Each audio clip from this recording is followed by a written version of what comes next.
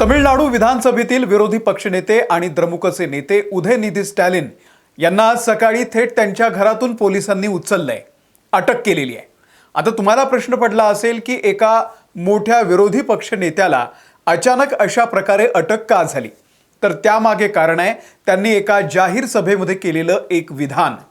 प्रसिद्ध अभिनेत्री सिने अभिनेत्री तृषा यांच्याबद्दल उदयनिधी स्टॅलिन यांनी एक डबल मीनिंग जोक केला आणि भर सभेमध्ये तिच्याविषयी अभद्र अश्लील भाषेचा वापर केला आणि त्यामुळे उदयनिधी स्टॅलिन यांना अटक करण्यात आलेली आहे।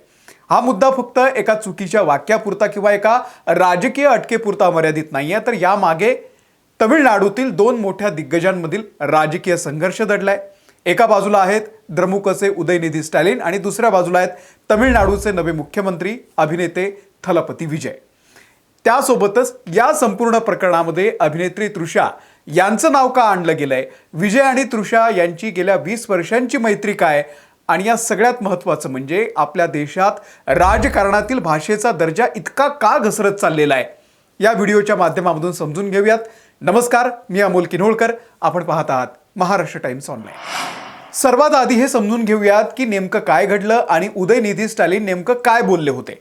तर काल तंजावर येथे कावेरी नदीच्या पाणी वाटपाच्या मुद्द्यावरून द्रमुक पक्षानं एक मोठ्या निषेध सभेचं आयोजन केलं होतं। विरोधी पक्षनेते या नात्यानं उदयनिधी स्टॅलिन व्यासपीठावरून भाषण करत होते। तमिळनाडूचे मुख्यमंत्री सी जोसेफ विजय म्हणजे अभिनेते थलपती विजय यांच्या सरकारवरती ते जोरदार टीका करत होते।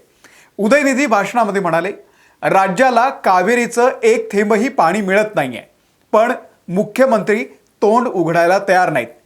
इतक्यात समोर बसलेल्या गर्दीतून काही हुल्लडबाजांनी मोठ्यांनी ओरडायला सुरुवात केली, तृषा तृषा तृषा।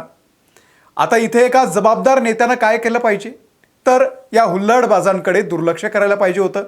पण उदयनिधी यांनी तिथेच थांबून एक स्मितहास्य केलं आणि म्हणाले, पाणी तिथे पोहोचवा ना पोहोचो, इथे नक्की मुरलं पाहिजे।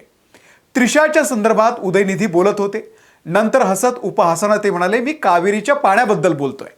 सभेत जमलेल्या लोकांनी टाळ्या वाजवल्या, पण हा जो भाषणाचा भाग आहे हा सोशल मीडियावरती व्हायरल झाला।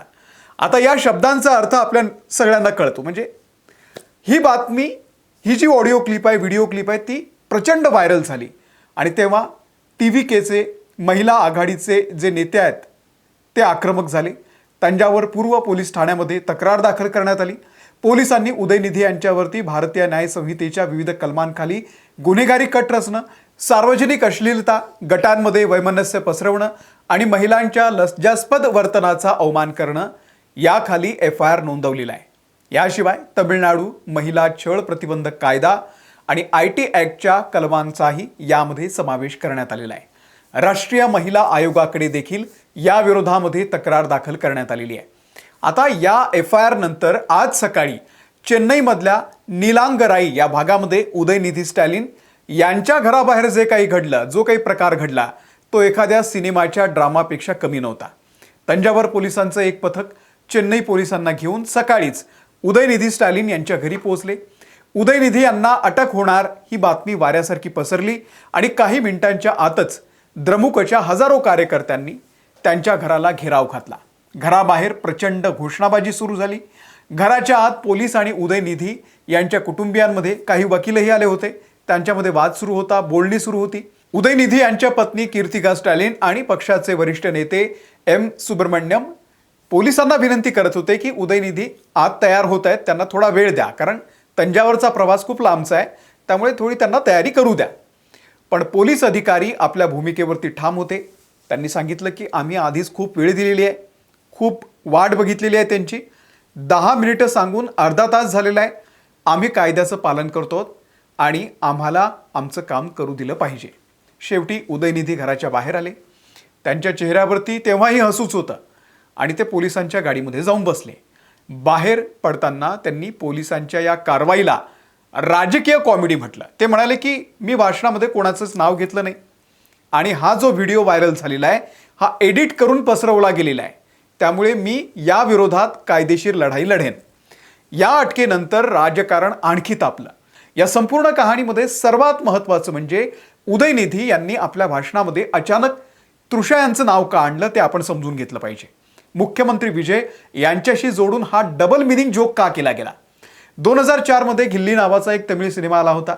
या चित्रपटामध्ये थलपती विजय आणि अभिनेत्री तृषा मुख्य भूमिकेत होते. सिनेमा ब्लॉकबस्टर ठरला आणि तेव्हापासून विजय आणि तृषा या जोडीनं तमिळ प्रेक्षकांच्या मनावरती राज्य केलं. त्यानंतर तिरुपाची कुरुवी आणि अगदी 2-3 वर्षांपूर्वी लिओ नावाचा सिनेमा आला होता. हे सगळे सुपरहिट सिनेमे होते. तमिळनाडूमध्ये किंवा तमिळ सिनेसृष्टीमध्ये विजय आणि तृषा हे केवळ ऑनस्क्रीन जोडी नव्हते, तर ते वैयक्तिक आयुष्यात देखील एकमेकांच्या जवळ आलेले आहेत. त्यांची मैत्री आहे. विजय यांच्या घटस्फोटाच्या बातम्या येत होत्या त्यावेळी त्रिशासोबतच्या त्यांच्या नात्याची चर्चा होऊ लागली. अनेक समारंभांना विजय आणि त्रिशा हे सोबत उपस्थित राहत होते. पण जेव्हा विजय यांनी सिनेसृष्टीतून राजकारणामध्ये प्रवेश केला आणि स्वतःचा तमिळगा वेट्री कळघम नावाचा पक्ष स्थापन केला आणि निवडणुकीमध्ये दणदणीत विजय मिळवला, मुख्यमंत्रीपद पटकावलं, तेव्हा या मैत्रीची चर्चा अधिक होऊ लागली.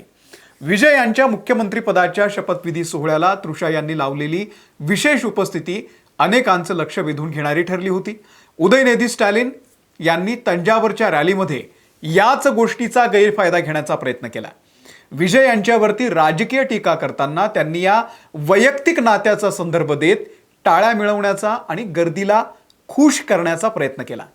पण हा असा टोमणा मारताना किंवा हा डबल मिनिंग जोक करताना आपण एका महिलेच्या सन्मानाचा आणि सार्वजनिक प्रतिमेचा बळी देतोय याचं भान त्यांना राहिलं नाही. आणि म्हणूनच हा विषय केवळ 2 राजकीय पक्षांमधला संघर्ष न राहता आता नैतिकतेचा मुद्दा बनलेला आहे. आता थोडा व्यापक विचार करूयात. उदयनिधी स्टॅलिन यांनी जे केलं ते काय पहिल्यांदा घडलंय का? तर नाही. तमिळनाडूमध्येच घडलंय का? तर नाही. संपूर्ण देशाच्या राजकारणामध्ये भाषेचा दर्जा ज्या वेगानं घसरत चाललेला आहे तो अत्यंत चिंताजनक आहे. जेव्हा 2 पुरुष नेते राजकीय त्यांच्यामध्ये संघर्ष होतो तेव्हा त्यात महिलांना टार्गेट बनवणं ही एक अत्यंत वाईट सवय बनलेली आहे. मग त्या महिला राजकीय क्षेत्रातील असो, सिनेसृष्टीतल्या असो की एखाद्या कुटुंबातल्या असो. सभेतील गर्दीला खुश करण्यासाठी किंवा सोशल मीडियावरती रील व्हायरल करण्यासाठी डबल मिनिंग जोक्स मारणं ही आता राजकीय भाषणांची शैली बनलेली आहे. उदयनिधी स्टॅलिन हे केवळ एक साधे आमदार किंवा अभिनेते नाही आहेत, तर ते राज्याचे उपमुख्यमंत्री राहिलेले आहेत आणि राज्याचे माजी मुख्यमंत्री MK स्टॅलिन यांचे चिरंजीव आहेत. सध्या विधानसभेतील विरोधी पक्षनेते आहेत.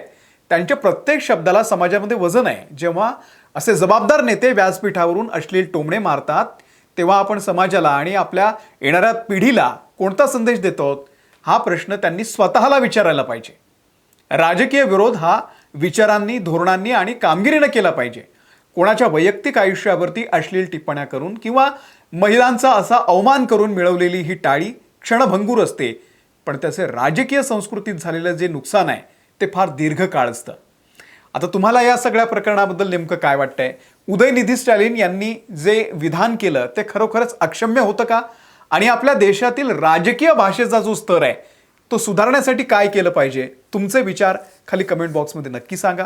हा विषय खूप सोप्या भाषेमध्ये तुम्हाला समजावून सांगितला आहे. व्हिडिओ आवडला असेल लाईक करा, शेअर करा आणि आमच्या महाराष्ट्र टाइम्सच्या यूट्यूब चॅनलला तुम्ही सबस्क्राईब करा. फेसबुकवरती आहोत, इंस्टाग्रामवरती आहोत, तिथेही फॉलो करा. धन्यवाद.